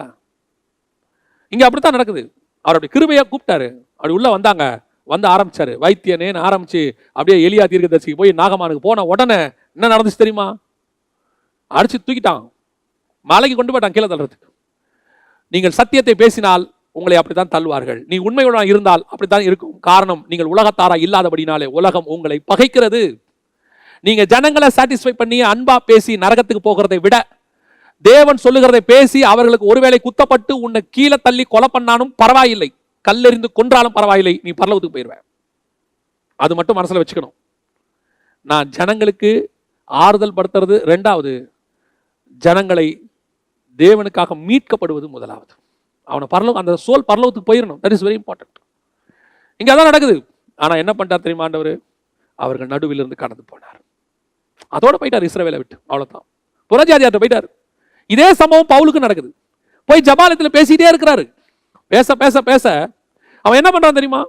திருப்பி திருப்பி துரத்தி வரான். எங்க போனாலும் அடிக்கிறான், எங்க போனாலும் உதைக்கிறான். வந்துருச்சு பவுலுக்கு கோவம் வந்துருச்சு. அடுத்த ஒரு வார்த்தை என்ன சொன்னார் தெரியுமா? இது முதல் கொண்டு நான் புறஜாதியார் இடத்துல போகிறேன். அவர் சொல்ற வார்த்தையை நல்லா கவனிச்சு பாருங்க. அப்போஸ்தலர் நடவடிக்கைகள் 18ஆம் அதிகாரத்துல அவர் 6வது வசனத்துல சொல்றாரு, அவர்கள் எதிர்த்து நின்று தூஷித்த போது அவன் தன் வஸ்திரத்தை உதறி, உங்கள் இரத்தப்பழி உங்கள் தலையின் மேல் இருக்கும், நான் சுத்தமாய் இருக்கிறேன், இது முதல் புறஜாதியார் இடத்திற்கு போகிறேன் என்று அவரிடத்தில் சொல்லி அவங்களை விட்டு அவன் போயிட்டான். இயேசுநாதர் அவர் நடுவில் இருந்து கடந்து போனார். யாரு? சத்தியத்துக்கு ஜனங்கள் செவி சாய்க்காத போது அங்கே நடுவில் இருப்பதில்லை, பிரயோஜனம் இல்லை. சத்தியத்தை கேட்காத இடத்துல நாம இருந்து என்ன பிரயோஜனம்? ஆஃபரிங் கொடுக்குறாங்கன்றதுக்காக சத்தியத்தை கேட்காத மட்டும் உட்காந்து என்ன பிரயோஜனம்? சத்தியத்தை அவங்க கேட்கல, மனம் திரும்பல, ஆனாலும் லட்ச லட்சமா ஆஃபரிங் கொடுக்குறாங்க. அவங்க மத்தியில உட்காந்து என்ன பிரயோஜனம்? அவருடைய பாவத்துக்கு நீ உடன் பங்காளி. நீங்கள் ஒன்று சொல்லி அவர்கள் கேட்கவில்லை, அது சத்தியத்தை சொல்லி அவர்கள் கேட்கவில்லை. அதற்கு பிறகு அவங்களுக்கு நீங்க சாஃப்ட் கார்னரா இருக்க வேண்டிய அவசியம் இல்லை. இயேசு சாஃப்ட் கார்னரா இல்ல பாருங்க. இவன் சொல்றான், உதறி தள்ளி நான் சுத்தமா இருக்கிறேன், இது முதல் கொண்டு புறஜாதியார் இடத்துல போகிறேன், உங்ககிட்ட இருக்கவே மாட்டேன்டான்ட்டான். இதெல்லாம் சொன்னா இன்னைக்கு எல்லாரும் சொல்ற வார்த்தை, அப்படிலாம் மினிஸ்ட்ரி பண்ண முடியாதுங்க, கொஞ்சம் அட்ஜஸ்ட் பண்ணி தான் போகணும். ஒரு பெரிய பணக்காரர் என்கிட்ட சொன்னாரு, பிரதர் இந்த மாதிரிலாம் பேசுனீங்கன்னா ஒரு ரூபாயிலும் ஆஃபரிங் தரமாட்டான். ஆண்டவர் அறிவார் அவர் சொன்னது, ஆஃபரிங் தரமாட்டான், கொஞ்சம் அட்ஜஸ்ட் பண்ணி போங்க.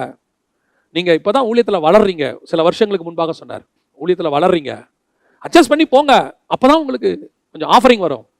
மனசுல நினைச்சுக்கிட்டேன், அவர் பிசினஸ்மேன், அவருடைய பிசினஸ் டாக்டிக்ஸை கொண்டு வந்து மைண்ட்ல நமக்கு நுழைக்கிறாரு. ஆஃபரிங்காக மினிஸ்ட்ரி பண்ண சொல்றாரு, அதுதான் அவருடைய வேலை, பிசாசு. மனசுல நினைச்சிட்டேன், போயா பணத்துக்காக நான் ஊழியம் பண்ணுவதாக இருந்தால் நான் பணத்துக்காக வேலையே பார்த்துருப்பேன், நான் என் மினிஸ்ட்ரிக்கு வரணும். இதுதான் சத்தியம்.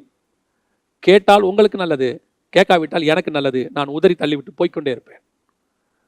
ஒரு சபைக்கு போகும்போது அதான் கடைசி பிரசங்கம் நினைச்சு தான் பண்ணுவேன். ஒரு போதகர் சிரிச்சிட்டே சொல்வாரு, நான் தான் மீட்டிங்கு கூப்பிடுறேன், அவர் என்னையே திட்டுவாரு பாரு. சத்தியத்தை நாம் சொல்லுகிறோம், யாரையும் திட்ட வேண்டும் என்பது நம்முடைய நோக்கம் அல்ல, இது சத்தியம். சத்தியத்தின்படி இருந்தால் சரி. சத்தியத்துக்கு ஒத்து வராதவர்களோடு கூட இருந்து நமக்கு என்ன பிரயோஜனம்? அது ஒரு நாள் நம்மை பாதிக்கும், ஒரு நாள் நாம் சத்தியத்தை விட்டு வழி விலகி போகுவோம். நீங்கள் சத்தியம் பேசுறதோடு கூட இருந்து கொண்டே இருப்பார்கள், நீங்கள் ஒரு நாள் சத்தியம் பேசுவீர்கள். நீங்கள் ஒரு ரெவலேஷன் பேசுறதோட இருந்துகிட்டே பாருங்க, உங்களுக்கு ஒரு நாள் ரெவலேஷன் கிடைக்கும். நீங்க நல்லா பாடுறோட இருந்து பாருங்க, ஒரு நாள் நீங்கள் உங்களை அறியாமலே பாடுவீர்கள். நல்லா ஜெபிக்கிறோட இருந்து பாருங்க, ஒரு நாள் நீங்க ஜெப வீரனாய் மாறுவீர்கள். இதெல்லாம் இல்லாம அரட்டை அடிக்கிறோட உட்காந்து பாருங்க, நீங்களும் அரட்டடிக்க தொடங்குவீர்கள். பாவம் செய்யறோட இருந்தால் ஒரு நாள் நீங்களும் பாவம் செய்வீர்கள். அதனால தான் ஆண்டவர் சொல்றார், அவர்கள் நடுவில் இருந்து கடந்து போனார். பவுல் உதறி தள்ளி விட்டு புறஜாதியார் இடத்துல போனார். அன்னைக்கு போன இயேசு கடைசியாய் ஒரு இடத்துல உலாவி கொண்டிருக்கிறார். வெளிப்படுத்தின விசேஷம் 2ஆம் அதிகாரம் 1ஆம் வசனம் சொல்லுகிறது, 7 பொன் குத்து விளக்குகளின் மத்தியில் உலாவுகிறவர் சொல்லுகிறதாவது. இப்போ கர்த்தர் நம் மத்தியில உலாவி கொண்டிருக்கிறார். ஆதியாகமத்துல தோட்டத்துல அந்த நடுவுல நன்மை தீமை அறியத்தக்க கனியை அங்க அவங்க புசிச்ச உடனே விரட்டி விட்ட ஆண்டவர். திருப்பி அங்க போனாரு, அங்க போனா கண்ணுக்குட்டி வந்துருச்சு, அவங்க நடுவில் வந்துட்டாரு. இஸ்ரவேலுக்குள்ள போனாரு, அங்க போனா பிசாசு ஆட்களை ஏவி விட்டு சத்தியத்துக்கு செவிசாக்காம போன உடனே கீழே தள்ள பார்த்தாங்க. அங்கிருந்து விலகி இப்ப நம்ம கிட்ட இருக்கிறாரு. இப்போ நான் ஒரு விஷயம் நான் சொல்லிட்டு முடிக்கிறேன். அதே நன்மை தீமை அறித்த கனி இன்னைக்கும் சபைக்குள்ள இருக்கிறார். அதே பொண்ணு கண்ணுக்குட்டி இன்னைக்கும் இருக்கு. மலை மேல இருந்து கீழே தள்ளி சாகடிக்கிற கூட்டம் இன்னைக்கும் சபைக்குள்ள இருக்கு, இன்னைக்கும் உங்க மத்தியில் இருக்கு. நீங்க ஜீவவிருட்சத்தை சாப்பிட போனா உங்களை நன்மை தீமை அறித்த கனி சாப்பிட வைக்கிறதுக்கு, அப்படியே டைவர்ட் பண்றதுக்கு பிசாசு ரெடியா இருக்கான். இன்னைக்கும் ஊழியத்தின் பாதையா இருக்கட்டும், ஆவிக்குரிய வாழ்க்கையா இருக்கட்டும், பார்வைக்கு இன்பமா புசிப்புக்கு ஏற்பா பக்கத்திலே இருக்கும். இந்த பார்வைக்கு இன்பம் புசிப்புக்கு ஏற்றதுன்னு நினைச்சிங்க, சார் இவங்க நம்ம கூட ஊழியத்தில் இருந்தால் நல்லா இருந்திருக்குமே, இவங்களோட மினிஸ்ட்ரி பண்ணா சூப்பரா இருந்திருக்குமே, இவங்க மட்டும் நம்ம கூட இல்லாம போயிட்டாங்களேன்ற தாட்டு வந்துச்சு, தொலைஞ்சிட்டேன்னு அர்த்தம். உனக்கு ஒன்று கர்த்தர் கொடுத்தாரா, அது பார்வைக்கு இன்பமா இருக்காது, ஆனா அது கூடவே இரு. அது சில நேரத்துல முள்ளும் குறுக்குமா கூட இருக்கும், இருங்க. சிலருக்கு என்னன்னா, இல்ல ஊழியத்துக்கு இவங்க ஒத்தே வர மாட்டேங்கிறாங்க, இருங்க. அது ஜீவ விருட்சம் கடைசியா உனக்கு நித்திய ஜீவனை கொடுத்துரும். அதான், வேற வழி கிடையாது. அடுத்து சில நேரத்தில் உங்களை அறியாமலேயே கர்த்தருக்கு பண்டிகைன்னு கண்ணுக்குட்டி உள்ள வந்துடும், சபைக்குள்ள வந்துடும், கள்ளோபதேசம் வந்துடும், யாராவது கொண்டாந்துருவாங்க. Very careful. அது மோசேக்கு ஆல்டர்னேட் இல்லை, தேவனுக்கு ஆல்டர்னேட். நம்ம நினச்சிட்டு இருப்போம் அது மோசேக்கு ஆல்டர்னேட்னு. இல்லை, தேவனுக்கு ஆல்டர்னேட். தட்டி விட்டணும், இல்லை தேவன் தூரம் போயிடுவார், சபை விட்டு ரொம்ப தூரம் போயிடுவார். கடைசியாய் நீ சத்தியம் பேசு. சத்தியம் பேசுவதனால உனக்கு விரோதமாய் ஒரு கூட்டம் எழும்பும், உன்னை கொலை செய்ய பார்க்கும், உன்னை மேலிருந்து கீழே தள்ள பார்க்கும். ஆனா ஒன்று மட்டும் நிச்சயம், ஒருவேளை தள்ளி கொன்றாலும் கூட நீ சத்தியத்துக்காக செத்த ஸ்தேவானாக தான் இருப்பாய். ஒருவேளை மறுதலித்தால் நீ தேமாவாய் மாறி போவாய். கர்த்தர் நம்ம நடுவில் உலாவிக் கொண்டிருக்கிறார். எல்லாம் நம்ம கிட்ட தான் இருக்கு. எதை புசிக்க போறோங்கிறது நம்ம கையில் இருக்கு.